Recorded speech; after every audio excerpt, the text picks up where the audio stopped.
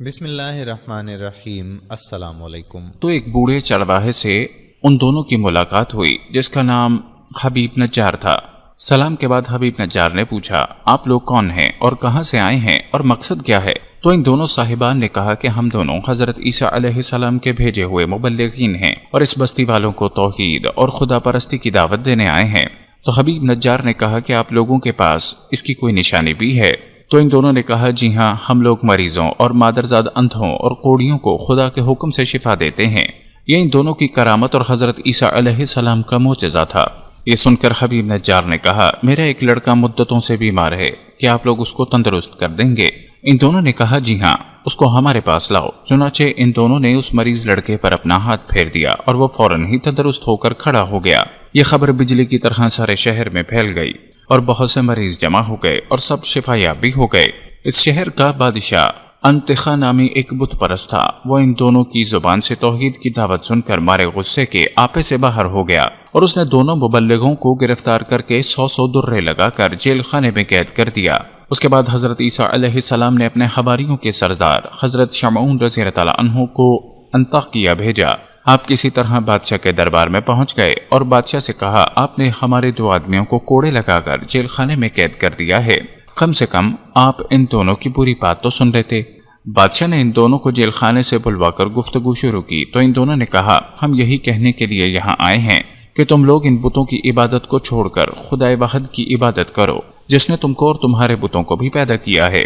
جب بادشاہ نے ان دونوں سے کوئی نشانی طلب کی تو ان دونوں صاحبوں نے ایک ایسے مادرزاد اندھے کو جس کے سر میں آنکھ تھی ہی نہیں ہاتھ پھیر دیا تو اس کی پیشانی پر آنکھوں کے 2 سوراخ بن گئے۔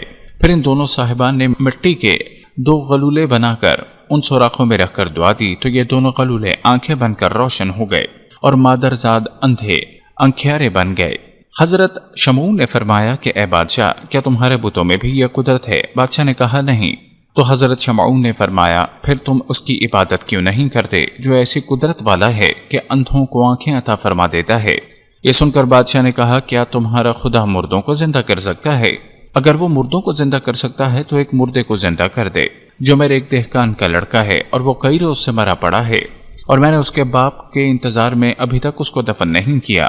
بادشاہ ان تینوں صاحبوں کو لے کر لڑکے کی لاش کے پاس گیا اور ان تینوں صاحبان نے دعا مانگی تو خدا کے حکم سے وہ مردہ زندہ ہو گیا اور بلند آواز سے کہا، میں بت پرست تھا تو میں مرنے کے بعد جہنم کی وادیوں میں داخل کیا گیا، لہٰذا میں تم لوگوں کو عذاب الہی سے ڈراتے ہوئے اللہ پر ایمان لانے کی دعوت دیتا ہوں اور تم لوگوں کو نصیحت کرتا ہوں کہ خدا کے پیغمبر حضرت عیسیٰ علیہ السلام کا کلمہ پڑھ کر ان تینوں مبلغین کی بات مان کر ان لوگوں کے ساتھ اچھا سلوک کرو، کیونکہ یہ تینوں صاحبان حضرت عیسیٰ علیہ السلام کے حواری اور ان کے فرستادہ ہیں۔ یہ منظر دیکھ کر اور مردے کی تقریر سن کر سب کے سب حیران رہ گئے۔ اتنے میں حبیب نجار بھی دوڑتے ہوئے پہنچ گئے اور انہوں نے بادشاہ اور سارے شہر والوں کو مبلغین کی تصدیق کے لیے پرزور تقریر کر کے آمادہ کر لیا، یہاں تک کہ بادشاہ اور اس کے تمام درباریوں نے ایمان کی دعوت کو قبول کر لیا اور سب صاحب ایمان ہو گئے، مگر چند منحوس لوگ جو بتوں کی محبت میں عقل اور ہوش کھو بیٹھے تھے وہ ایمان نہیں لائے بلکہ حبیب نجار کو قتل کر دیا۔ تو ان مردودوں پر عذاب آیا اور عذاب الہی سے ہلاک کر دیے گئے۔ اس واقعے کو قرآن مجید نے سورہ یاسین میں ان لفظوں میں بیان فرمایا ہے کہ ان سے مثال بیان کرو اس شہر والوں کی جب ان کے پاس فرستادے یعنی قاصد آئے، جب ہم نے ان کی طرف بھیجے قاصد، پھر انہوں نے ان کو جھٹلایا تو ہم نے تیسرے سے زور دیا۔ اب ان سب نے کہا کہ بے شک ہم تمہاری طرف بھیجے گئے ہیں۔ بولے، تم تو نہیں مگر ہم جیسے آدمی، اور رحمان نے کچھ نہیں اتارا، تم میرے جھوٹے ہو۔ وہ بولے، ہمارا رب جانتا ہے کہ بے شک ضرور ہم تمہاری طرف بھیجے گئے ہیں اور ہمارے ذمہ نہیں مگر صاف پہنچا دینا۔ مشرک بولے، ہم تمہیں منحوس سمجھتے ہیں، بے شک تم اگر باز نہ آئے تو ضرور ہم تمہیں سنگسار کر دیں گے اور بے شک ہمارے ہاتھوں تم پر دکھ کی مار پڑے گی۔ قاصدوں نے فرمایا، تمہاری نحوست تو تمہارے ساتھ ہے، کیا تم اس پر بدکتے ہو کہ تم سمجھائے گئے؟